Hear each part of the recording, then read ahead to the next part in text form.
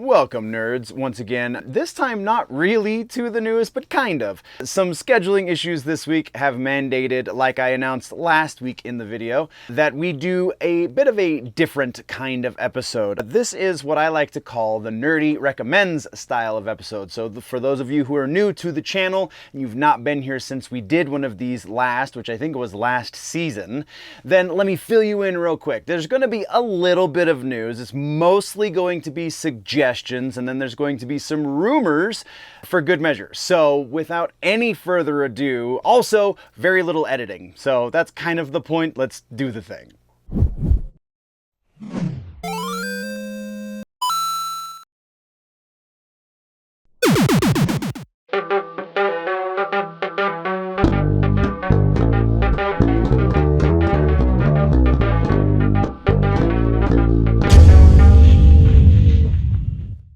Okay, so in music, there's just a couple of new songs that are recommendations outside of like the new music that we're going to be talking about. That's the recommendations.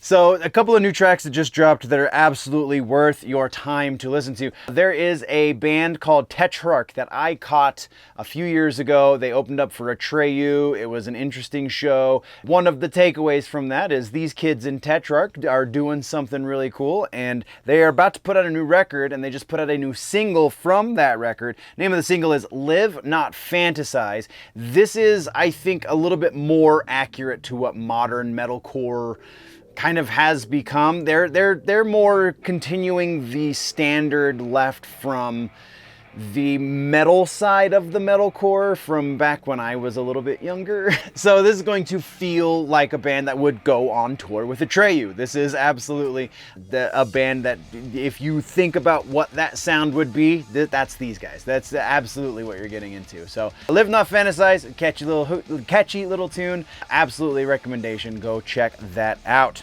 The other piece of music that dropped this week that is worth your time to listen to, that's just a single song, is the new Tom MacDonald track. The name of the track is We Ain't Cowboys. It is featuring his girlfriend Nova Rockefeller. It's a little bit of it's a style change for old Tom, and I gotta say it works. I mean, the dude is just a hit machine. I feel like he has really leaned into this new modern music release model that is super duper working for him, and now that he's to the level he is, he's really starting to play with form and kind of experiment with different subgenre influences, I guess you could say. It's a really good track. It's really interesting to see like the more traditional rap stuff that he does. It's very much radio rap, and then something that's a little bit more offbeat like this new track. So go check out We Ain't Cowboys from Tom MacDonald and Nova Rockefeller, and those are the new tracks this week. That is the new music. As far as your suggestions go for the music section, the things that I'm going to suggest to you. Actually, I even have one that's not in the notes because, you know, just kind of is, especially for episodes like this, I take fantastic notes. We're going to start with the things that are written though. First up is the new Unto Others record has just dropped. Neverland is the name of it. It is, so far, I haven't finished it yet, but so far it is freaking great. It is exactly what I wanted from an Unto Others record. You get a little bit of their more gothy side, you get a little bit of the goofy side, and there's even more of like a punky version of Unto Others that I didn't really know existed. And then you get more of the thrashy stuff too. So really it feels a little schizophrenic, but in the best kind of way. So yeah, that is the first suggestion this week, is the new Unto Others record, again called Neverland. It is absolutely a great listen if you're into something that's a little bit more thrashy, a little bit more dark in tone, and not just like sonically, but like lyrically, there's a lot of darkness there as well. So be aware of what you're getting into. Speaking of darkness lyrically, our next suggestion is Lord of the Lost. Not the most recent Lord of the Lost album. The most recent one is Weapons of Mass Seduction.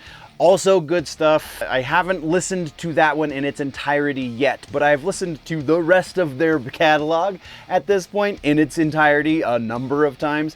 That's why my voice is bad. That's one of the scheduling conflicts with this week's episode, was I went to go see Lord of the Lost. So yeah, so the record that I am suggesting this week to tide us over until we get around to doing actual news next week is Thornstar. This is the Lord of the Lost record that got me into this band.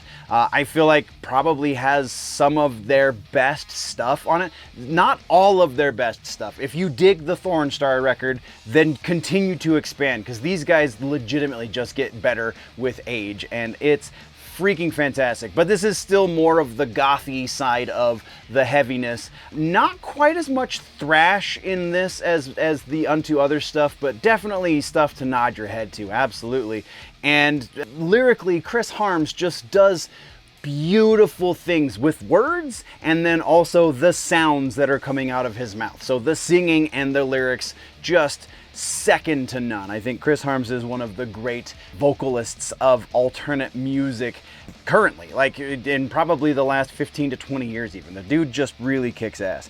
And then the one that is not in the notes that I have to remember to put there before I publish this episode is Everclear. Again, we're gonna go with some old school Everclear. That is the other show that we're going to be talking about the next time we do a That Just Happened episode, because both Everclear and Lord of the Lost happened in the last week for me, and I cannot wait to talk to you guys about both of those shows.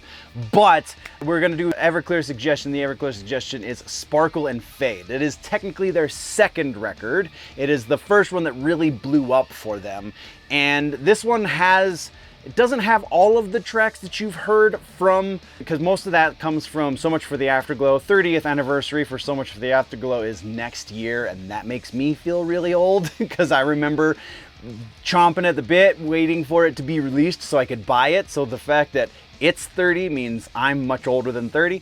But yeah, Sparkle and Fade is the one that we're talking about. Sparkle and Fade has the Heroin Girl, has I'm going to brain fart because I didn't write it down. Still, that is the record that really gives you the raw version of Everclear. They definitely refined their sound when it came to their next record, and then most of the records that come after So Much for the Afterglow are kind of modeled around So Much for the Afterglow, until you get to Portrait of an American Movie, the Portrait of an American Movie Volume 2. That one is kind of gets a little bit away from that, and then everything they've done since then I'm not super well versed in. But probably the one that will get you the most hooked is the one that is a little bit, that is the most punk rock. The 90s alt punk is what I like to call it, because there's really no other way to categorize Everclear, is Sparkle and Fade.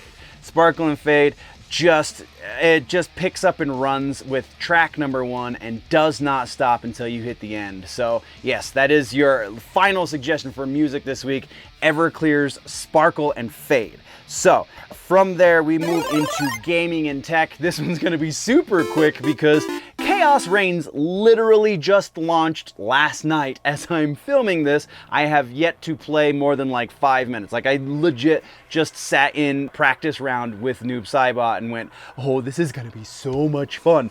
So for the next probably month at least, I'm not playing anything else on my Xbox except for Mortal Kombat 1 Khaos Reigns expansion, because I have to play through the story mode and we've got to record that, and I'm dropping my microphone. Yeah, it's going to be a hell of a lot of fun and a lot of sleepless nights. So that is, I mean, I can't really suggest anything outside of Mortal Kombat because that's all I'm going to be consumed by in gaming and tech. Tech-wise though, I'm gonna make a couple of YouTube suggestions real quick.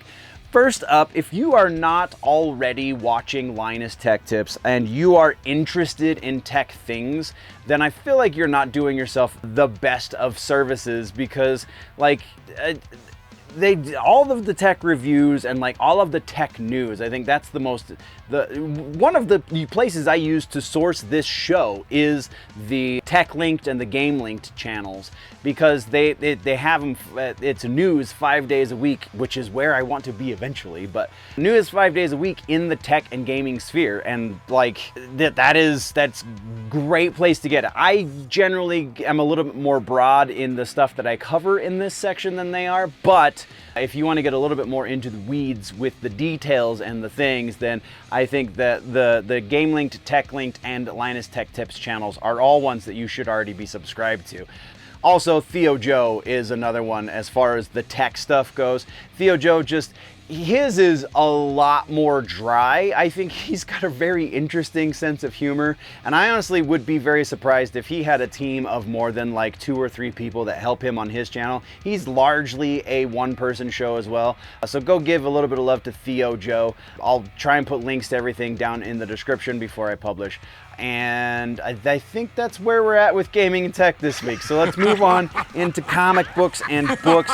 We do have one trailer to talk about before we get into the actual suggestions. It's the Scott Snyder Batman, Absolute Batman, that we've been keeping tabs on. They dropped a trailer. It's not really a trailer. It's more of a behind the scenes, a little bit of an interview setting with Scott Snyder, and really super interesting to see the different approach to the Absolute Batman story versus a traditional Batman story. So it's worth a watch. I don't know that it's going to make a lot of the Batman community super happy just because of some of the changes that they're making, but keep in mind that the Batman you know still exists in the other books. This Absolute storyline is not going to last forever. It's just a little bit of a dalliance away from what we know and love for Batman. So be interesting. Scott Snyder's one of my favorite Batman writers, so super stoked to actually read what he's doing on the page again with this new Absolute Batman story. But that's the only piece of non-suggestion that we have for this. Let's get into suggestions. They're all books this week. So, I mean, if you just pick up one of these, then by all means, that's fine, because I read faster than most, and I've read all of these books at least twice. So the first one is actually a series of books, so just kind of pick up your most favorite one and burn through that bad boy. But it's the Anne Rice Vampire Chronicles book. A favorite of mine is Memnoch the Devil. That is I think that's the third one that I actually read completely front to back. Started with Vampire Lestat, then went to Interview, and then went to Memnoch because I just have that kind of ADD. But Memnoch is by far my favorite of the entire Vampire Chronicles series. I can't wait until they get to that kind of territory in the new live action show, because I'm such a fan of that. But yeah, grab your favorite Anne Rice vampire book. It is spooky season, and it is the perfect time to do that. Another suggestion this week for books is we're going to go a little science fiction. Actually, the last two are going to be science fiction, but the first one is kind of post-cyberpunk. The author is a man named Neal Stephenson. He wrote one of the most well-known cyberpunk books in Snow Crash. That's not the suggestion this week. We're moving past cyberpunk. We're moving into something a little bit more speculative, a little bit more near future stuff. Kind of. And I'm not going to tell you why I say kind of, because that will ruin the twist at the end. But Anathem is one of the greatest pieces of science fiction you're going to read probably ever. It is a little bit offbeat, and it sometimes feels like reading a textbook, but I have honestly never been so excited to read a textbook. Like, he has to explain physics to you, at least some basic tenets of physics to you, in order for you to understand certain things about the book, but he does it in such a way that, like, you get to the end of the chapter and go, oh my god, I totally understand Physics 101 at this point. So it's not like it's dry, and it's definitely not boring, but it is long, I think is the point of letting you know all that. And Anathem, either way, fantastic science fiction that is 100% something that should be on your reading list. And then the last one, we're going super classic with this one because we're getting ready for the third live action movie. You should have guessed it by now, Dune. The first book, though, specifically, just again, it is fall, so I don't, for whatever reason, the first book, I think it's because they move to the dead world. They move to Arrakis in the book, and they move from Caladan, which is this big blue world, which kind of has this weird fall feeling to the transition from summer effectively to dry climate. I mean, maybe that's technically more summer, but it just, I don't know, for whatever reason feels like fall when I read that book. So that's your suggestions this week. Frank Herbert's Dune, Neal Stephenson's Anathem, and Anne Rice's Vampire Chronicles. Those are your suggestions. That's going to be some quality reading when we get back next week. I expect to hear from all of you in the comment section. All right, so from there, we're gonna break real quick and do a little bit of a partner spot. It's not a sponsor spot, it's a partner spot. We're talking about Dubby like we always are. Like I said, I was at a concert literally up until about 20 minutes ago, and then I started filming. And if not for Dubby, because right now it is after midnight, if not for my Dubby, I would have been dead tired. It takes me to get down to the city. It takes me a little over an hour drive. So it's 2 hours in the car. Going down to the show, not that bad. Coming back from the show, a lot of times, if I'm not prepared, if I don't plan ahead, I get very tired on the drive home. So in order to, I don't want to do a whole bunch of caffeine because this is a little bit lighter on caffeine than some of the other more major energy drink brands. Specifically, I'm looking at the other tub brands like Game Fuel and stuff. It's going to be a little bit heavier on the caffeine, not much, but a little bit. But instead of doubling up like I would have to with a Game Fuel or a G Fuel, whatever, instead of doubling up on the caffeine, all I did was mixed one drink. Well, it's one of these guys.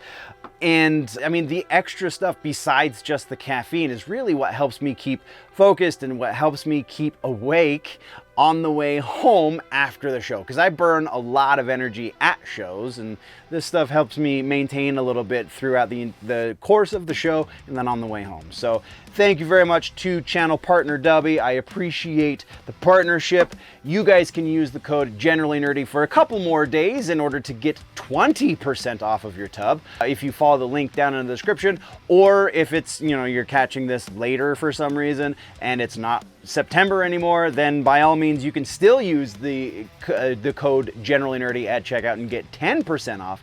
You're still saving. It's going to be less than $1 per serving. Granted, filling up something like this is a double serving, so it's a little over $2, but still, what energy drink can you buy at the gas station for just over $2?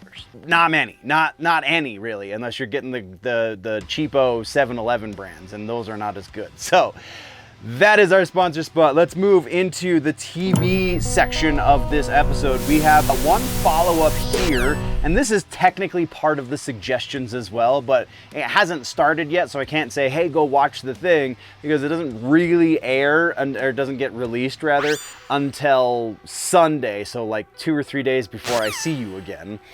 But from season 3 happens this Sunday. That it's our real quick follow-up. It's going to be super, super awesome. So be sure to check it out, because we're going to be talking about it, and that just happened. I can guarantee that.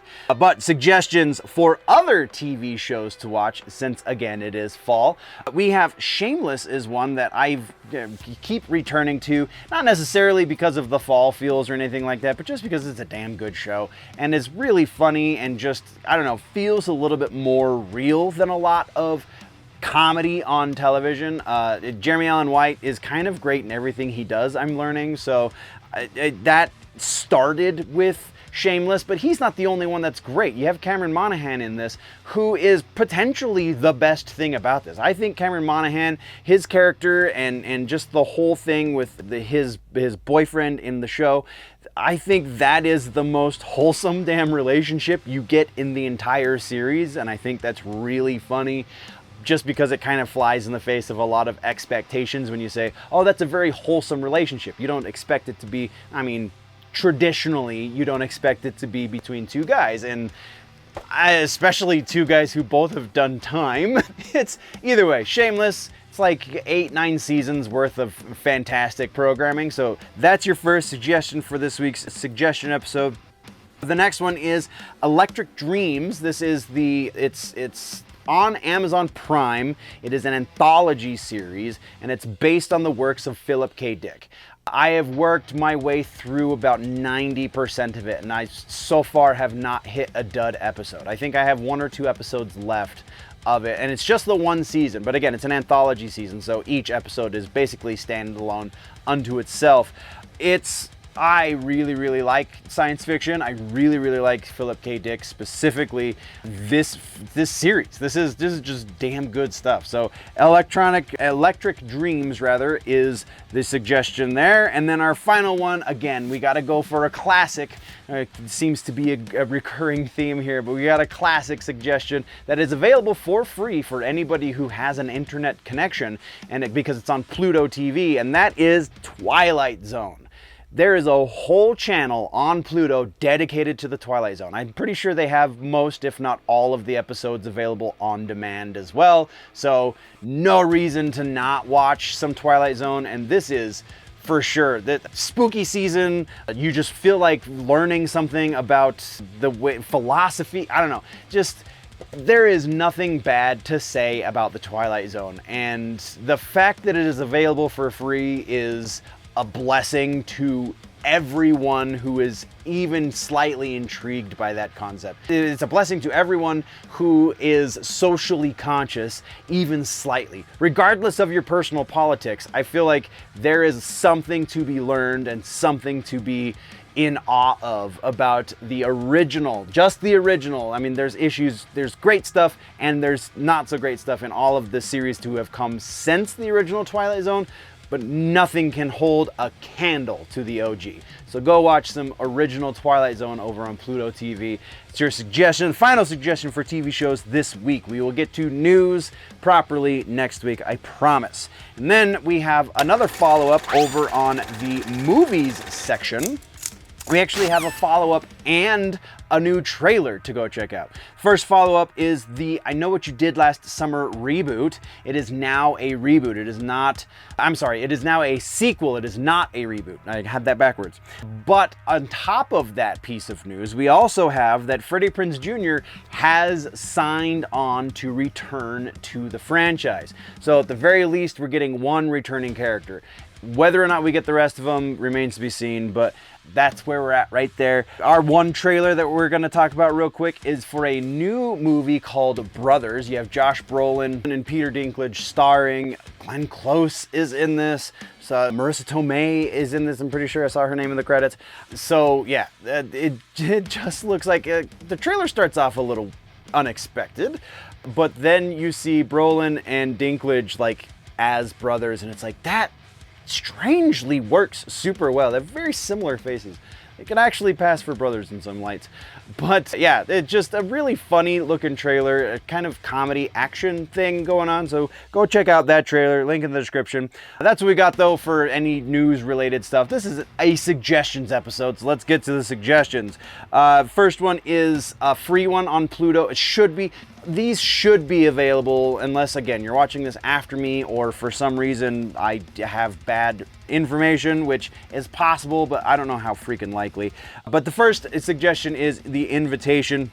There is a newer movie. This is the one from like 2009, I think, 2016 actually is, I think, a little bit more appropriate. This is the one that takes place in the Hollywood Hills. It is a very unexpected style horror movie that really kind of drags a little bit, but I say drag, it's just slow. It's a slow burn. I'm a big fan of the slow burn horror, and The Invitation is definitely that. And just the way it ends is so dark and ominous. Like, it's so anti the traditional American horror movie. Like, I feel like it's definitely worth a watch. So that's an interesting one to put on your screen in front of your eyeballs. The next one is a little bit more fun and a little bit more for, I don't know, the dating crowd or the younger, I don't know.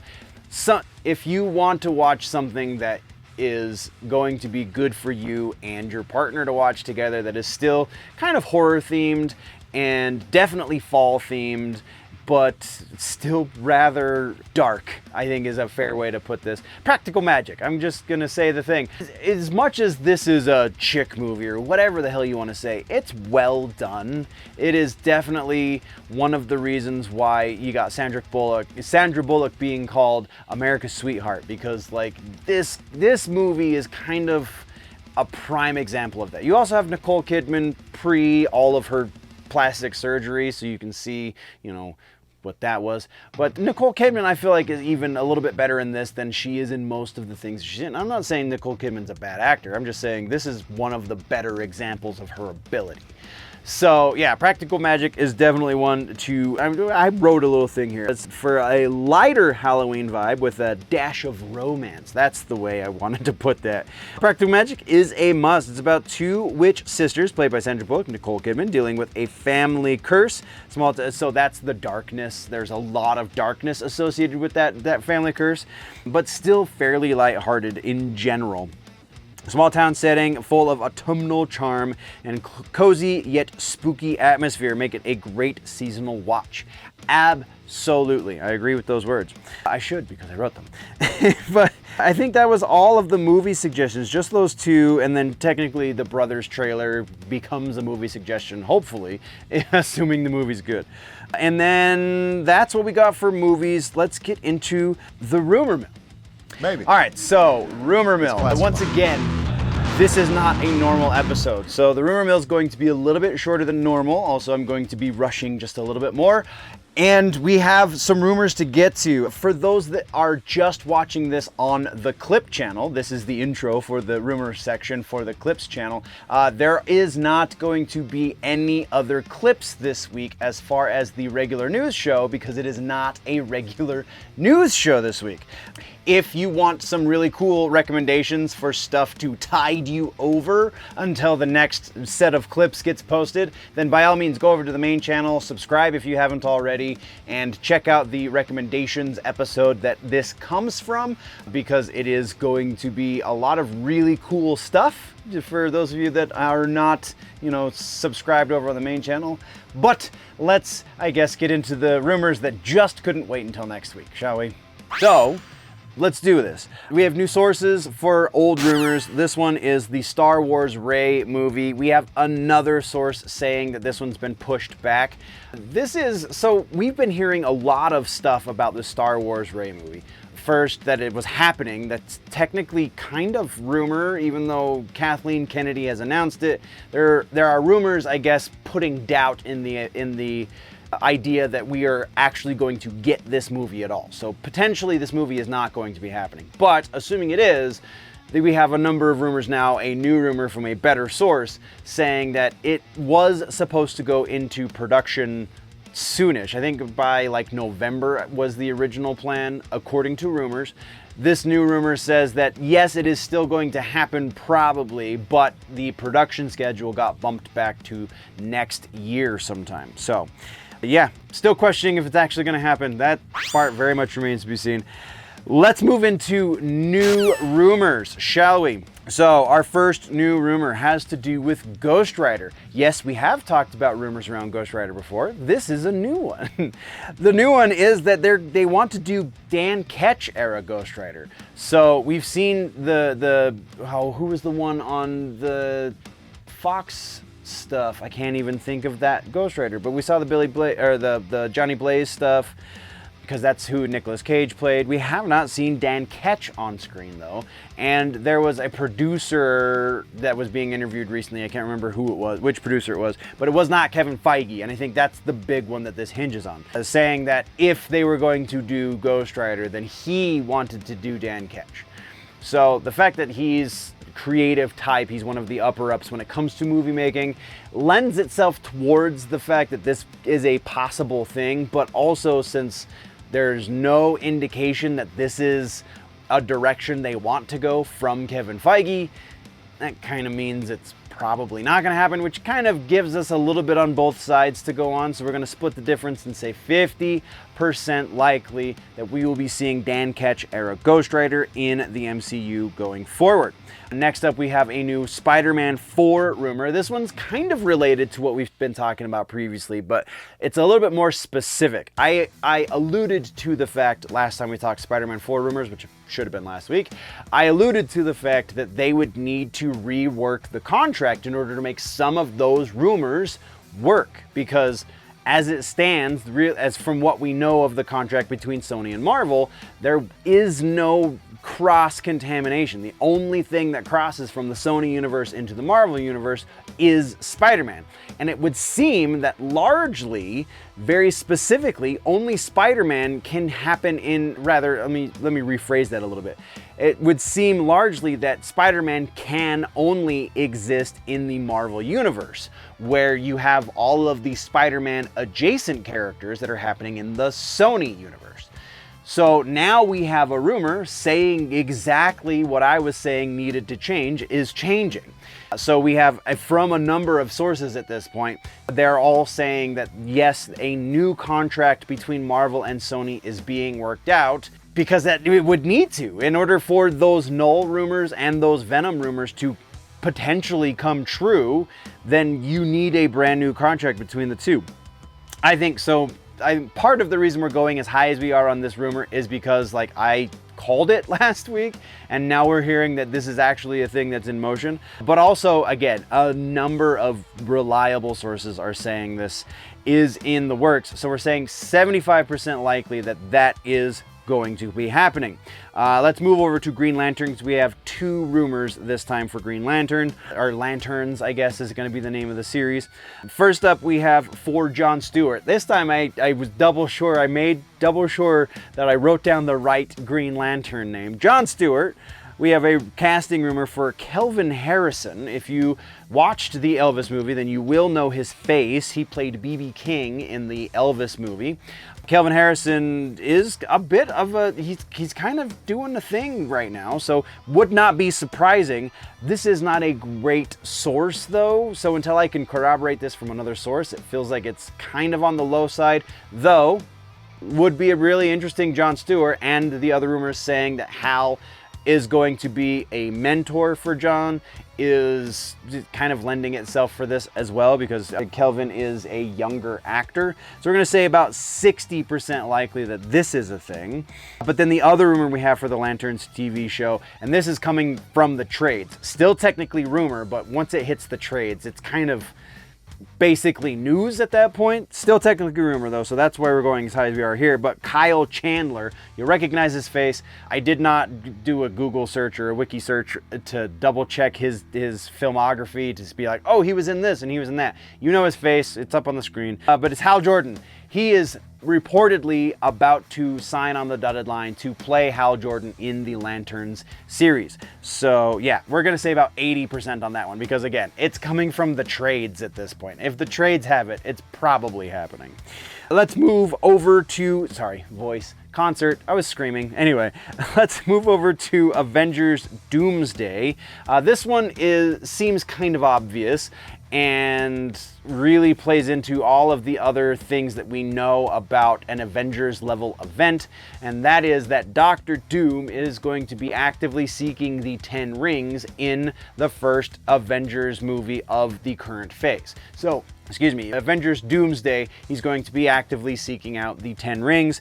This is going to bring in a lot of characters who have been rumored to be sidelined at this point, if it's true.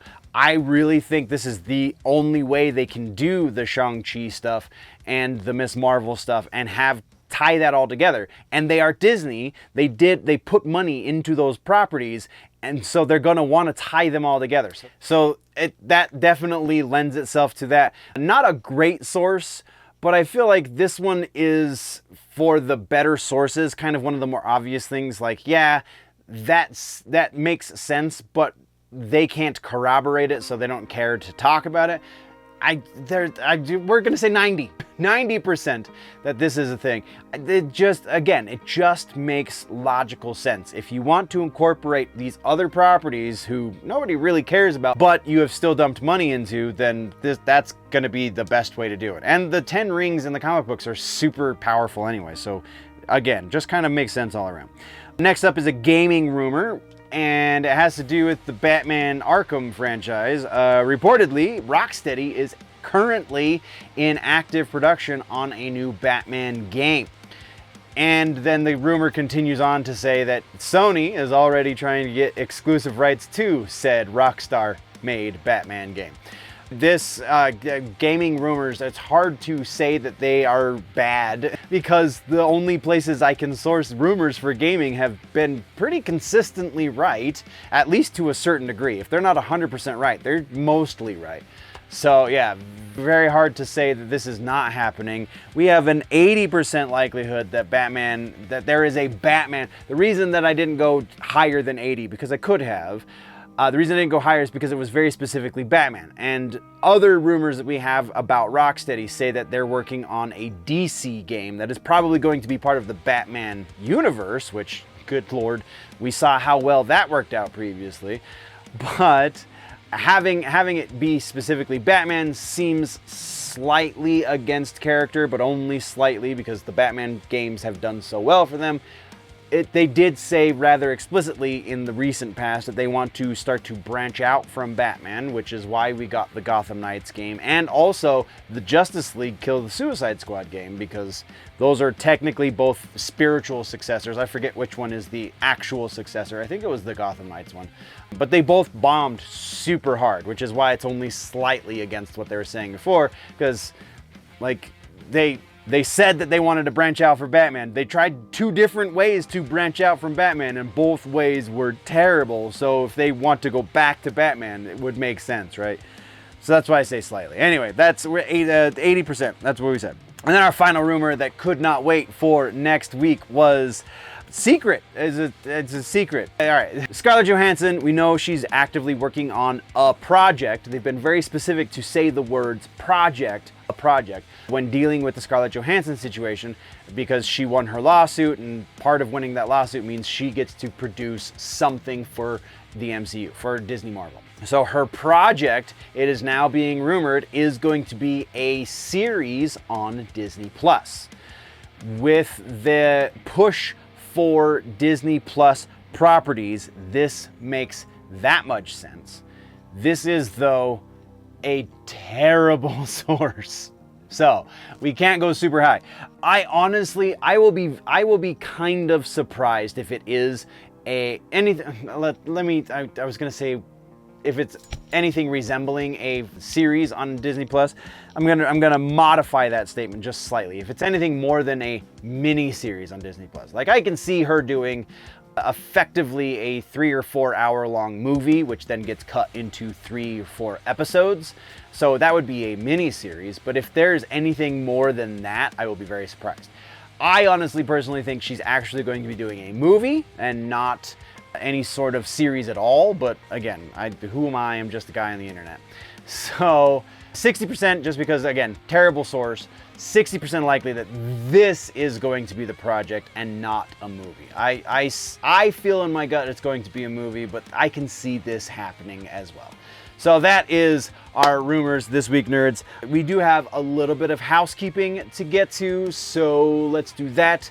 We should be returning to our regularly scheduled programming next week. We definitely are going to be doing an episode of That Just Happened, so that is going down. But other housekeeping-wise, I think everything is going to be good for a couple of weeks, and then we're getting shockingly close to the end of the season. So for those that don't remember, or if you're new to the channel, at the end of the season, we do live episodes. So between the months of November and January, we're going to be doing live episodes. There will be clips over for the Clips channel, but they're not usually sections when we're in the off season. It's just like bits and shorts and things. So that is what we have to look forward to. Still haven't exactly decided when we're gonna cut the season proper, But when that happens, we'll take probably a week or two off completely. Maybe I'll get some shorts up, but that'll be about it. And then we'll be back with live episodes after the short break. So that's where we're at. I do have a couple more concerts coming up, and I'm super stoked for them, but nothing for the rest of the month until the 18th of October, I believe. So yeah, that's what we're looking at. That's our suggestions episode this week, nerds. Thank you very much for sticking around. Thank you very much for watching this very different form of content than what we normally do. I mean, it is technically news related, but it is not exclusively news like we normally do. So yeah, thank you very much, nerds. We'll see you in the next one. Next time we should be doing a proper episode of the news, but until then, always remember that if it's generally nerdy, it's probably here.